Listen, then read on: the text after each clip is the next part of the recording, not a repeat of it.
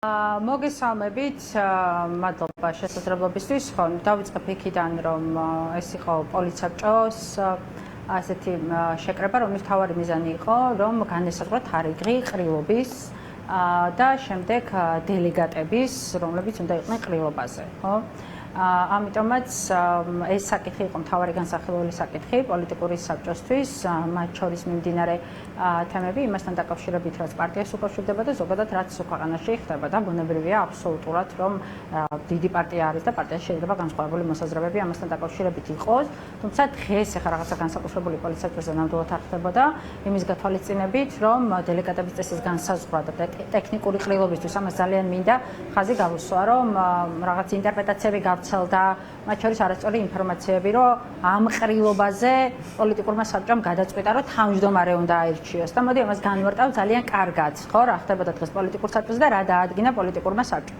პოლიტიკურმა საბჭომ დღეს დაადგინა, რომ ყრილობა ნაციონალური მოძრაობის გაიმართება 5 აგვისტოს. განსაზღვრა დელეგატების რაოდენობა, განსაზღვრა, რომ ეს არ იქნება დიდი ყრილობა, რადგან ეს არის ტექნიკური ყრილობა და ამ ყრილობის მთავარი მიზანი არის, რომ რაღაც დროებითი მმართველობის ორგანო აირჩიოს, რომელიც გარდამავალ პერიოდში პარტიას უხელმძღვანელებს და მოამზადებს ძირეული რეფორმებისთვის.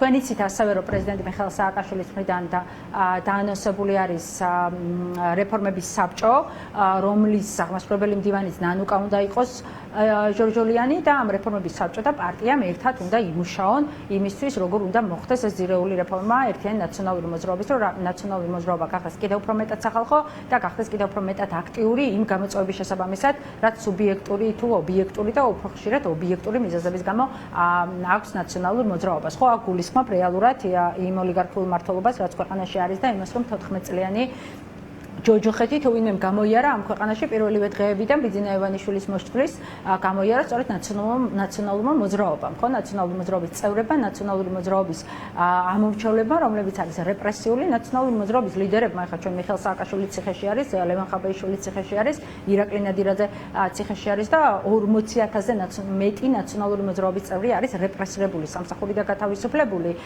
სისხლის სამართლის საქმე აღძრული და ასე შემდეგ, ხო, ამიტომაც ამის შესაბამისად ჩვენ ახლა რომ პარტია მოემზადოს მათ შორის პარტიის თავმჯდომარის არჩევნებისთვის, მაგრამ პარტიის თავმჯდომარის ეს არჩევნები უნდა ჩატარდეს ამ რაღაც გარდამავალი პერიოდის შემდეგ და იმ ძირეული რეფორმებისთვის, რაც არის დაანონსებული პარტიაში. ამიტომაც 5 აგვისტოს, როდესაც ჩატარდება ყრილობა, ეს არის ტექნიკური ყრილობა, ტექნიკური ყრილობა აირჩევს დროებით მმართველობით ორგანოს, რომ აი ამ დროებითმა მმართველობითმა ორგანომ რეფორმების საბჭოსთან ერთად შემდეგ მოამზადოს პარტია ძირეული რეფორმებისთვის და მოამზადოს ასევე არჩევნებისთვის, რომლის შედეგადაც უნდა აირჩეს შემდეგ ნაციონალური მოძრაობის დროებითი მმართველობის ორგანოს ანა ეყოლება ხელმძღვანელი.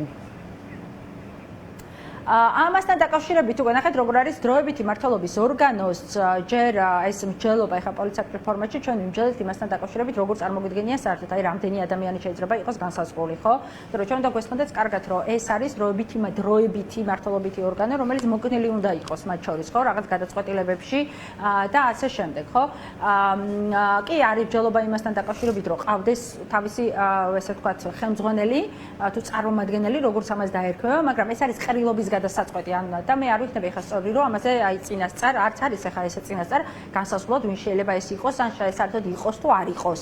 თავარი პრინციპი ამ დროებითი მმართველობითი ორგანოსი არის ის რომ ეს არის კოლექტიური ორგანო, რომელიც კოლექტიურ პასუხისმგებლობას იღებს. ერთი ადამიანი კი არა იღებს პასუხისმგებლობას პირობითად ანა წითლიძე, რომ პარტიამ გარდამავალ პერიოდში მოამზადოს ძირეული რეფორმებისთვის და პარტიის თავმჯდომარის არჩევნებისთვის. არა, კოლეგიალური ორგანო და იქ შემოვალი ადამიანები, რომლებსაც ყრილობა კენჭისყრით, ანუ არჩევით დააკისრებს უფლებამოსილებას იმისი, რომ ის იქნება პასუხისმგებელი პარტიამ გარდამავალ პერიოდში მართოს და მოამზადოს ძირეული რეფორმებისთვის და არჩევნებისთვის. ხო, ამიტომაც თავარი პრინციპი ამ მართო რატომაც შევჯერდით, იმიტომ რომ იყო მაგალითად განსხვავებული პოზიციები იმასთან დაკავშირებით, რომ რაღაც არსებულ მენეჯმენტს რადგან უფლებამოსილება ეწულებოდა, რაღაცა სხვა ფორმა ამოეწურა უკვე, რაღაცა სხვა ფორმა ხო არ მოვიფიქროთ, პოლიცსაბჭოს ხო არ გადაეცეს ეს უფლებამოსილება და ასე შემდეგ, ხო, სხვადასხვა მოსაზრებები იყო.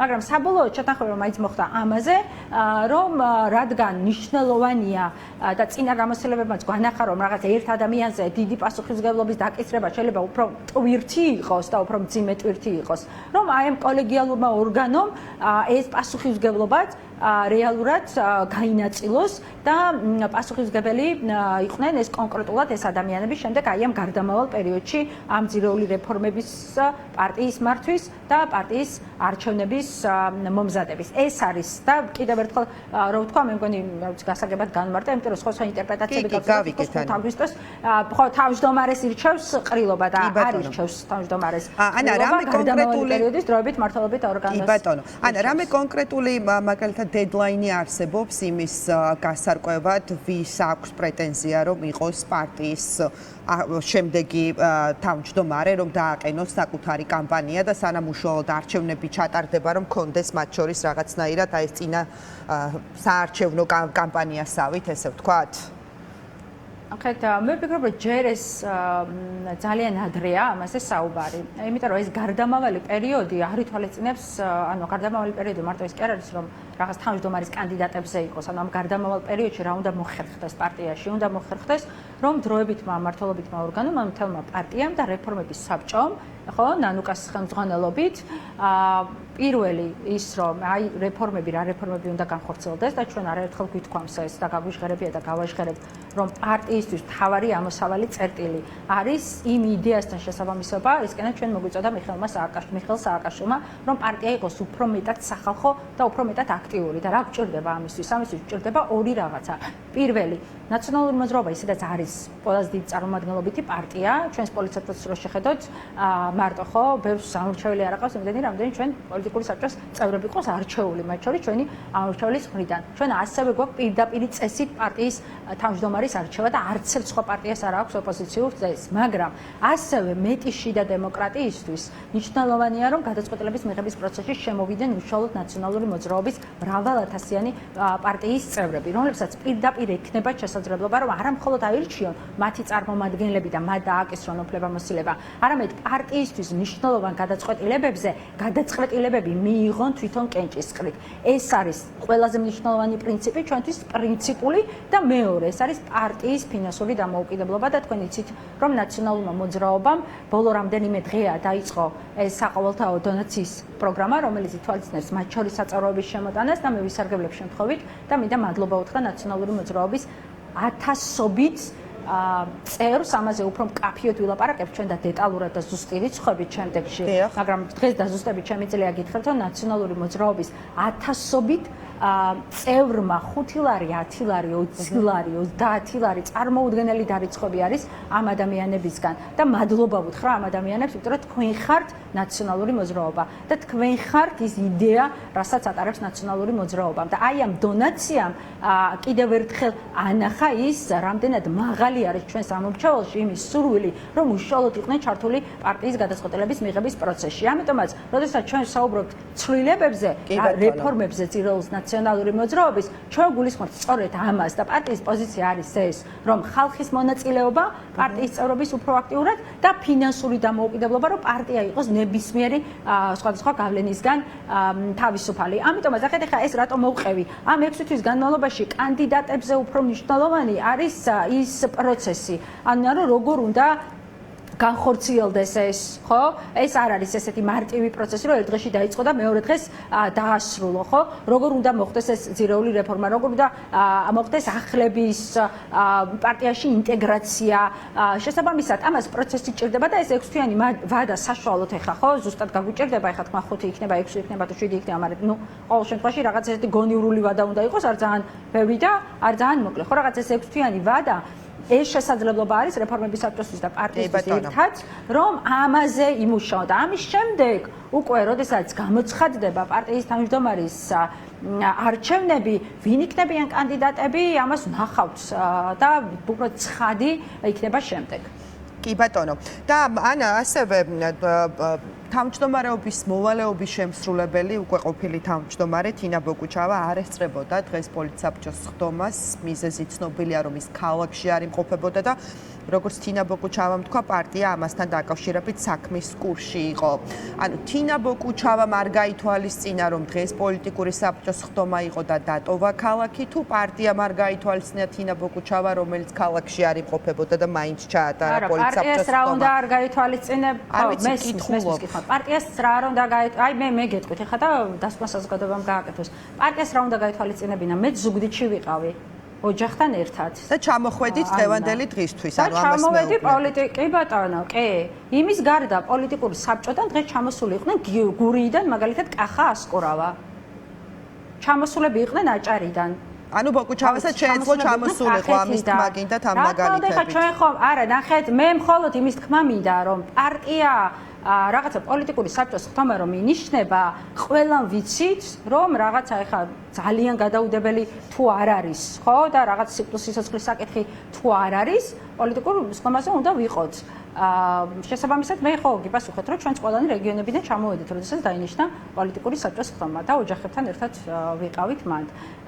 შესაბამისად მე არ ვიცი ეს ჩვენთვის ცოტა ანუ მესმის რომ ამასთან დაკავშირებით კითხვები არის, მაგრამ მე არ ვთვლი რომ ეს რაღაცა ისეთ მნიშვნელოვანი საკითხი არის, ხო პოლიტიკური საბჭოს ხთომა რომ ინიშნება, ვიღაცა ახერხებს ჩამოვიდეს, ვიღაცა არ ახერხებს. ნახეთ რომ უმრავლესობა მოახერხებთ რომ რეგიონებიდან ჩამოსულიყავით და ყოფილიყავით. იყვნენ ისეთებიც, ვინც ვერ მოახერხეს ჩამოსულიყვნენ და მაგალითად დისტანციურად ჩაგვერთდნენ და თინა იყო დისტანციურად რამე ფორმით ამ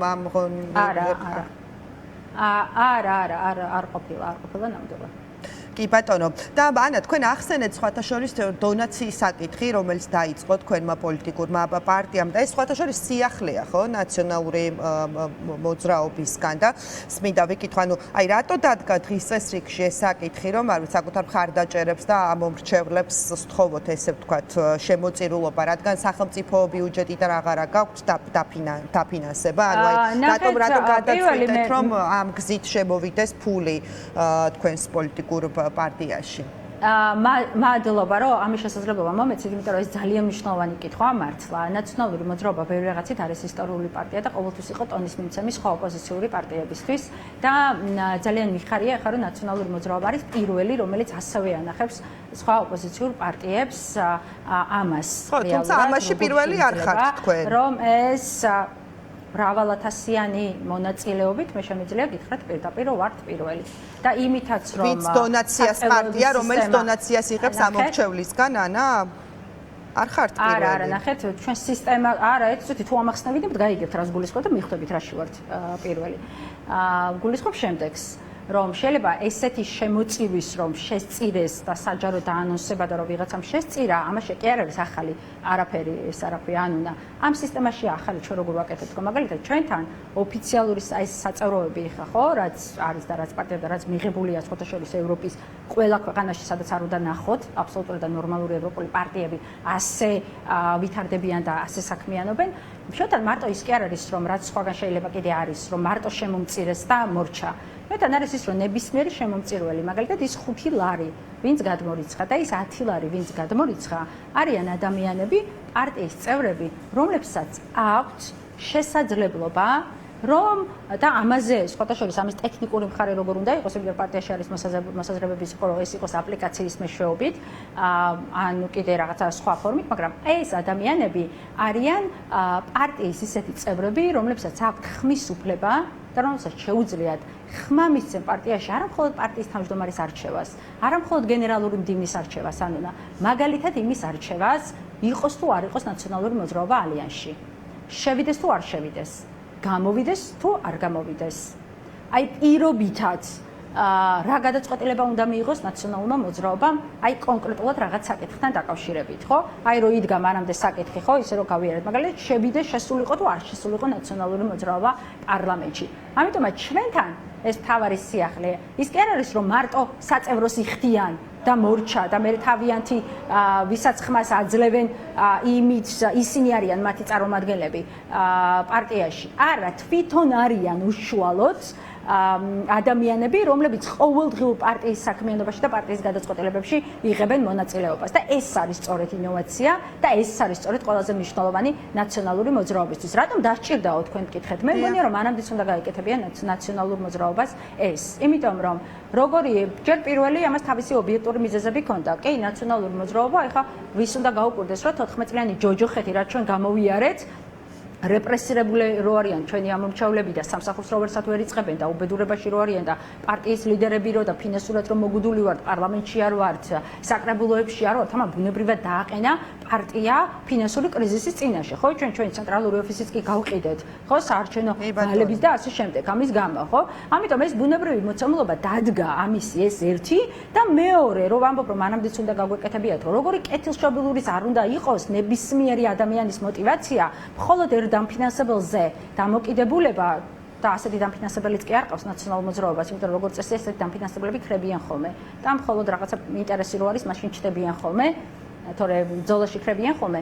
როგორი კეთილსინდისიერიც არ უნდა იყოს ერთ ადამიანზე ჩამოკიდება ფინანსურად, ეს არ არის კარგი და მით უმეტეს არ არის პარტიული განვითარებისთვის კარგი, იმიტომ რომ ეს ყოველთვის ხნის მე რაღაცა საკუთარი გავლენის სფეროებს და პარტიის დამოუკიდებლობას მათ შორის და იმას, რომ მხოლოდ საკუთარი ამომრჩევლის გადაწყვეტილებებზე იყოს დამოკიდებული, განსაზღვროს ფინანსური დამოუკიდებლობა. შესაბამისად, ამ მიმართულებით, სწორედ ამიტომ უკავშირდება ეს კომპონენტები და ეს არის სიახლე და ინოვაციური, ანუ თორე ეს შეიძლება ბევრ პარტიას წირავდნენ სხვადასხვა ადამიანები, მაგრამ ეს ადამიანები, რომ ამ პროცესში მარტო შემომწირველები კი არ არიან, პარტიის საქმიანობაში მონაწილეობენ, პარტიის ყოველდღიურ გადაწყვეტილებებში მონაწილეობს ეს 10,000-ობით მხარდაჭერი და მე მეუბნება, რომ მე ხვალ შევიდე თუ არ შევიდე ამ კონკრეტულ გაერთიანებაში.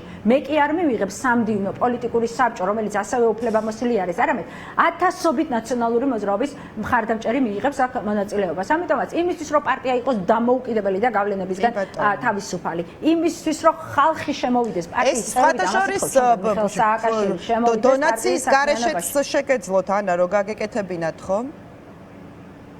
და დონაციასთან რა პრობლემა გაქვთ? არა, პრობლემა მაქვს თქო, ხომ არ მithქვამს, უბრალოდ გეკითხებით, რომ ანუ ამომრჩეველს, აი რომ თქვენ თქვით, რომ აპლიკაცია შევქნითო, სადაც ამომრჩეველი გადაწყვეტს, მათ შორის ალიანსში შევიდეთ თუ არა, პარლამენტში შევიდეთ თუ არა. ჩვენ არც ერთი ეს მე ხლა, კი, გეთახვებით და ნახეთ, აი ზუსტად მაგიტომაც ვთქვი, რომ მანამდეც უნდა გაეკეთებინა და მეთქი და მაგ მანამდეში რას გულისხმობდი, რომ რაღაც პერიოდი ნაციონალურ მოძრაობა მე შესაძლებლობა ვერ გამოიყენა. სწორი ხართ მაგაში გეთახვებით, რომ მანამდეც უნდა გაგვეკეთებინა და მანამდე შეგვეძლო გვეკეთებინა. ნუ ამას სხვადასხვა ობიექტური და სუბიექტური მიზეზები ქონდა, გულწრფელად რო ვთქვა, ხო? იქ ვიღაცებს ეგონათ, რომ ეს მეასახარისხოვანი საკითხი არის, ობიექტური მიზეზი ის იყო, რომ მართლა ყოველდღიურად ხან გაუქმებას ველოდებოდით, ხან კიდე რას ველოდებით და ეხაც ველოდებით ამ გაუქმებას და აი ამ იმის გათვალისწინებით რაღაცა ყოველთვის მეორე და მესამე ხარისხოვან საკითხად განიხილებოდა ეს საკითხი, მაგრამ დღეს ხო ყველა კრიზისი ხო შესაძლებლობაც არის მათ შორის. შესაბამისად, ამ კრიზისში ჩვენ ეს შესაძლებლობა პარტიამ რო გამოიყენა, მე ძალიან მიხარია და დარწმუნებული ვარ, რომ ნაციონალურ მოძრაობას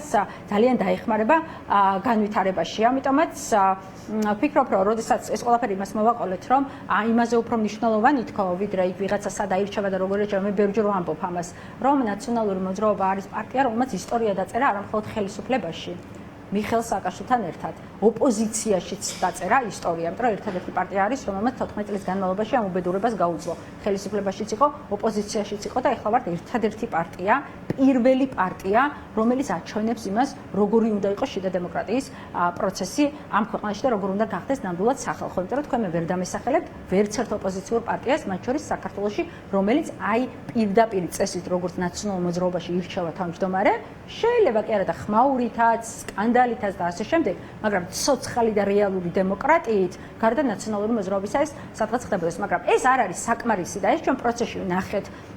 ამიტომაც ამ პარტიის წევრების შემოსვლა გადაწყვეტილების მიღების პროცესში, მათ შორის საწევროებით, მათ შორის უშუალო მონაწილეობით, ეს არის ორი მთავარი კომპონენტი, რაზეც აი ამ 6 თვის განმავლობაში მათ შორის პარტიამ უნდა იმუშაოს, რომ მოამზადოს პარტია უკვე და განახორციელოს ეს ძირეული რეფორმები. კი ბატონო. ანა, მოდი ცოტა სხვა საკითხებსაც შევეხოთ. გასაგებია დღეს რაც მოხდა პოლიცსაბჭოს ხდომაზე, ალბათ ხუთში ყრილობაზე უფრო მეტი სიცხადე იქნება საზოგადოებისთვის ცნობილი. მოდი ვისაუბროთ ქართულ ოცნებაზეც და მინდა დინარაძის ამბავსაც შევეხოთ და თქვენი პოზიციაც მოვისმინოთ ამ საკითხთან დაკავშირებით.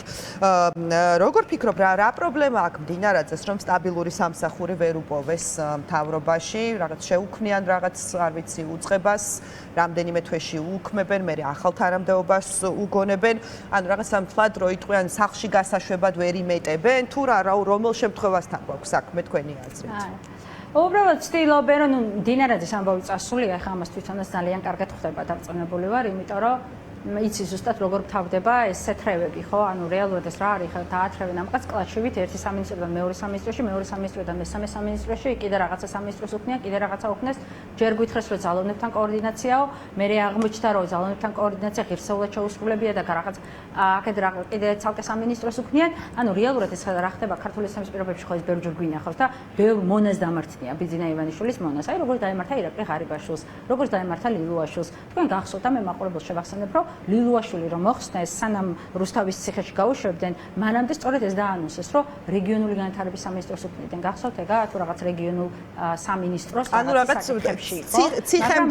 ციხემდე გზასავით არის, ესე ვთქვათ, ეს ეს ხო ბოლო ბიძინა ივანიშვილის კარზე, ხო თქვენ ხო და საზოგადოება ხო დამერწმუნება, რომ ღარიბაშვილი მდინარაძეზე ნაკლები მონა რითი იყო. ანუ აი რითი იყო ბიძინასთვის? არაფრით არ იყო. ღარიბაშვილიც არაკლებდა მონას და დღესაც ისეთი მონაა, რომ ციხეში გაუშვა და კიდე ქავერად მაგის ოჯახს ბიძინას და ამის ღარიბაშვილის ფოტო აქვს დაყენებული, ხო? ლილუაშვილი არანაკლები მონა იყო, მაგრამ როდესაც გადაეკეტა ოლიგარქს და კაცმა არ იცის რატო გადაეკეტა და რა მოიჩვენა, ორივე გაუყენა იმას რუსთავის ციხის გზას. ეხლა მდინარაძის გზაც ეს არის. ხო, მდინარაძის ამწუთა შორის მხოლოდ კობახიძე.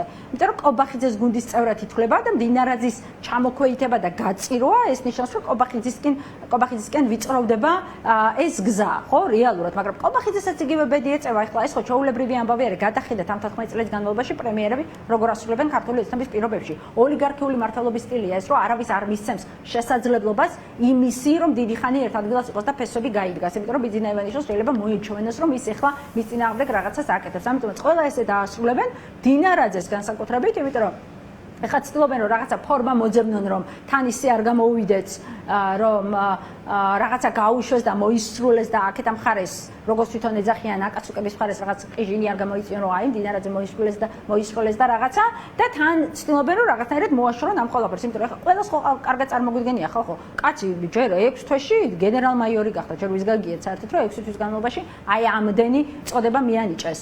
მერე სუსიდან გამოუშვეს, მერე რაღაც სამინისტრო გამოაგონეს. თუმცა ეს ეხლა რეალურად მართლა დასაცინი იქნება და ტრაგიკული რო არ იყოს. ანუ იცით რატომ? იმიტომ რომ საქართველოს მოქალაქეები, ანუ მე და თქვენ ვიხდით დინარაძის ხელფას და იმ გამოგონილი აპარატის ხელფას, რომელიც ისევ ჩვენ უნდა ვარჩინოთ საქართველოს მოქალაქეებმა, საქართველოს ბიუჯეტიდან. ანუ რეალურად ტრაგიკულია მაშინ, როდესაც საქართველოს მოქალაქეები უბრალოდ გაზდილი ელექტროენერგიის საფასურს ვერ იყრიან და მაშინ მარკეტში ვერ შედიან, რომ სურსათი იყიდონ და პროდუქტები იყიდონ და საკუთარ შვილებს აჭამონ უბრალოდ, ხო? და სკოლებში არ ყავდეთ კიდე დამატებით მშიერი. ამიტომაც სად იქნება მდინარაძის ადგილას ვინც მოვა, იმისი ბოლოც ეგ იქნება. ორი დასასრული აქვს, დასასრული აქვს ბიძინა ივანიშვილის მონებს. ან რუსთავის ციხე, ან ის რას მოვიდა რიჟოაძეს. ეს არის ოლიგარქიული მართლობის ლოგიკური დასასრული. საბოლოოდ ოლიგარქიული მართლობა თავისივე შვილებს ჭამს და ეს ნახეთ არაერთხელ და ეს არის ახლა მდინარაძის თავსაც. და მე დარწმუნებული ვარ, რომ ამას მდინარაძე თვითონაც ძალიან კარგად ხვდება. კი ბატონო. მადლობა ანა, მადლობა იმისთვის რომ